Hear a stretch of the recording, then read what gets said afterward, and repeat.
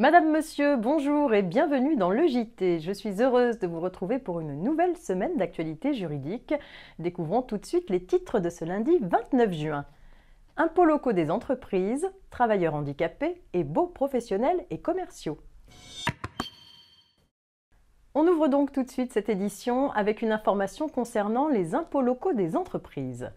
Depuis le 1er janvier 2015, les très petites entreprises exerçant une activité commerciale dans un quartier prioritaire de la politique de la ville ou QPV peuvent bénéficier d'exonérations temporaires de cotisations foncières des entreprises et de cotisations sur la valeur ajoutée des entreprises. Ces exonérations s'appliquent aux établissements existants au 1er janvier 2015 dans les QPV et à ceux qui font l'objet d'une création ou d'une extension en QPV entre le 1er janvier 2015 et le 31 décembre 2020. Pour les établissements souhaitant bénéficier de l'exonération de CFE et de CVAE pour les années 2015 et 2016, la date limite de dépôt de la déclaration pour ces deux années est exceptionnellement reportée au 31 juillet 2015. Et on poursuit avec une nouveauté relative aux employeurs de travailleurs handicapés. Tous les employeurs qui occupent au moins 20 salariés doivent en principe employer des travailleurs handicapés à hauteur de 6% de leur effectif salarié. Le seuil d'effectif d'au moins 20 salariés s'apprécie au niveau de l'entreprise. Dans les entreprises à établissement multiples, l'obligation d'emploi s'applique établissement par établissement.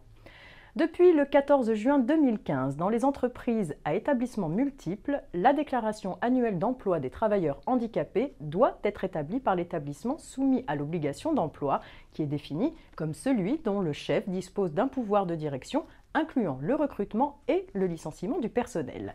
Cette disposition s'appliquera concrètement lors de la déclaration annuelle de l'emploi des travailleurs handicapés pour l'année 2015 effectuée en 2016. Et on termine cette édition avec un point sur les indices publiés par l'INSEE applicables aux baux professionnels et commerciaux. L'INSEE a publié l'indice des loyers commerciaux, l'indice des loyers des activités tertiaires et l'indice du coût de la construction pour le premier trimestre 2015. L'indice des loyers commerciaux du premier trimestre 2015 s'élève donc à 108,32. Sur un an, il est en baisse de 0,17%. Sur 3 ans, sa variation s'élève à plus 1,22%.